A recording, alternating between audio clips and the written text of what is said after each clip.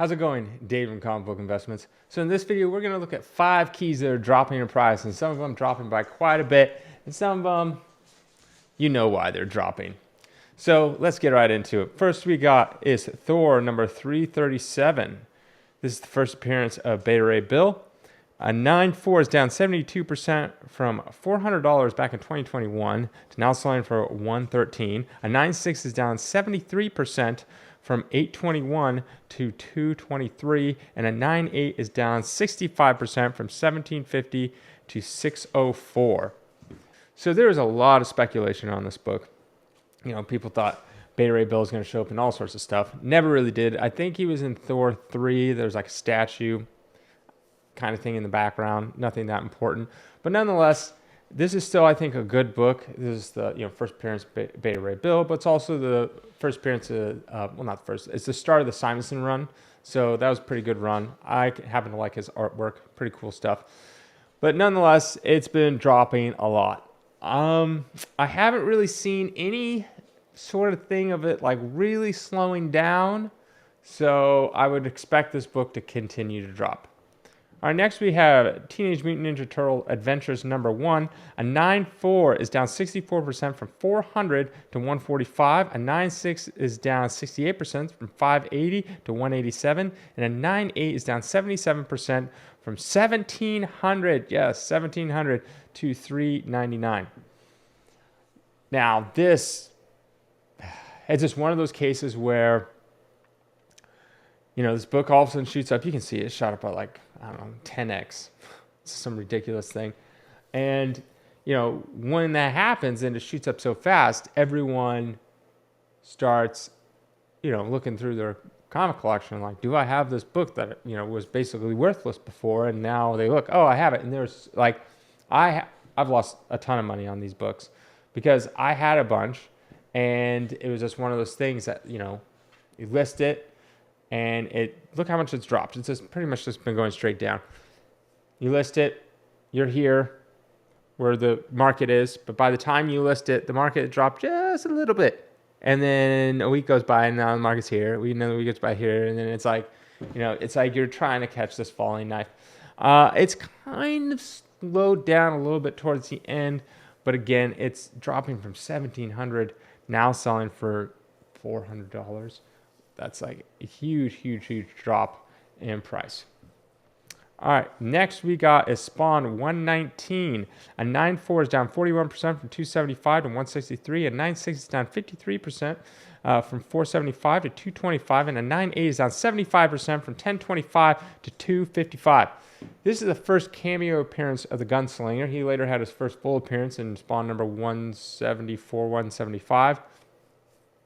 This got a lot of hype because Todd McFarlane, as always, he's like, oh, man, once I do the Spawn movie, I'm going to do a Gunslinger movie. I'm going to have this whole Spawn universe, blah, blah, blah. And it's like, okay, calm down, Todd. Why don't you finish one movie first that you've been doing for 37 years, and then we can start talking about maybe you start doing a Gunslinger movie and all that kind of stuff. But that's not going to happen. I wouldn't expect that. At least not in anyone watching this. None of our lifetimes will that happen. The only way this could possibly happen is somehow Todd finds the Fountain of Youth and he gets to start all over at age 1 or 0 all over again, and he has a whole nother lifetime to actually make a movie, because it's not. I mean, I don't even know if he's ever going to get the Spawn movie out in time. He'll probably be like on his deathbed and, I just finished the script, and then turns in his script finally. And everyone that, even knows what Spawn is will be dead by then. But, so yeah, I wouldn't hold your breath on that. He did at least release a Gunslinger comic book line. I think it's on issue 16. But we'll see how long that lasts for. Nonetheless, that's why this book is massively dropping. And if you look before, it's pretty much next to 0 before that.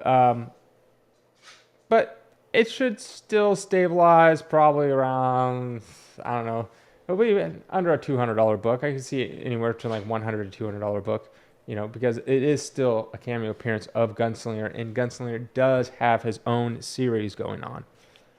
All right, next here's a fun one. Eternals number 3. Oh boy, oh boy. A 9.4 is down 85% from $340 to $50. A 9.6 is down 84% from $575 to $93. And a 9.8 is down 83% from $1,500 to $260. Oh boy.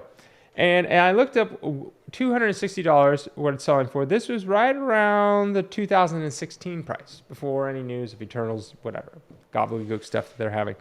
I mean, before that, back in like 2010 and all that, it was like $50 for a 9.8, so which is basically a case cost. Yeah, but I have seen it leveling off. I will say that for the last few months, at least the 9.8s and 9.6s and stuff, 9.4s have been kind of leveled off, like kind of staying around that price point that they're currently at right now. So maybe this is the bottom. But even if it is the bottom, even if this is the bottom for the Eternals, does not mean that all of a sudden it's going to shoot up and go for millions of dollars again. What is it? $1,500 again. Now, even if they come out with the Eternals 2, I think people are, wiser now. And they realize that because once the Eternals came out, it wasn't like, Superman movie comes out and all of a sudden a flood of action number ones hit the market. No, that doesn't happen. Supply and demand. I always say that. Once the Eternals came out, there's a flood of just perfect books, like, anywhere from like 9.0s to 9.8s, tons of them, ungraded, graded, doesn't make a difference, there's tons of them, and it just flooded the market, and then people are like, oh, it's not rare at all, and there's not that much demand for it. The movie didn't help it at all by creating more demand, so all of a sudden you get a flood of supply, and no demand to sweep that up, and that's why it continues to drop. All right, last on the list is Iron Man Submariner number 1. A 5.5 is down 60% from 435 to 175. A 9.0 is down 73% from 2124 to 577. And a 9.6 is down 46% from $6,000, now selling for $3,250. So obviously Submariner came, was in the was in the Black Panther movie. Came and gone. Will we see Submariner in the future? Probably. We'll probably see something with him in it. But Submariner keys have been kind of dropping because, the hype brings it up high and eventually there's nothing left for it. And so it just continues to drop. A lot of people put out their books at a high price, but the demand isn't there to sustain it anymore. I still think this is a good book, regardless of if you paid $6,000 for a 9.6. I mean, this does predate Iron Man 1 and Submariner 1. But then it's the whole thing I talked about a couple episodes ago. They keep on renumbering things. So if this was Iron Man 1, it would, even though this predates Iron Man 1, this is just a one-off. There's no series to collect.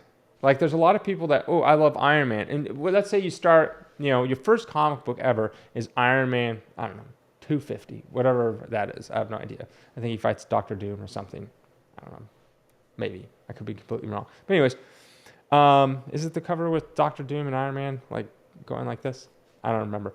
Anyways, so if you start with that issue and then you're collecting here and there, buying new issues, you start collecting more comic books, reading more comic books, you always love Iron Man, eventually you're going to want to go backwards. So, you get 200 and then you get 128, that's a big key right there, and 118, and then you work your way back, and then maybe you get an Iron Man 55, and eventually you work your way all the way back to Iron Man 1. Now, obviously, your holy grail is Tales of Suspense 39, but you want to complete that Iron Man run, you go up to Iron Man 1. You're not getting Iron Man and Submariner number 1, that's an offshoot. That's like, I like Iron Man, so I'll put that in my collection. But your grail for that run is Iron Man 1. And so that's what kind of hurts this book, is there's no people trying to collect a run of that book. So it really is worth less than Iron Man 1, even though it predates Iron Man 1. It's less than that in my mind. That's how I look at it. Because you can always find something older. Like, you can go any Tales of Suspense and it'll have older versions of Iron Man and Submariner. So yeah, I still think Iron Man and Submariner 1 has value, but again, it's just not Iron Man 1. So that'll be it. Have a good night.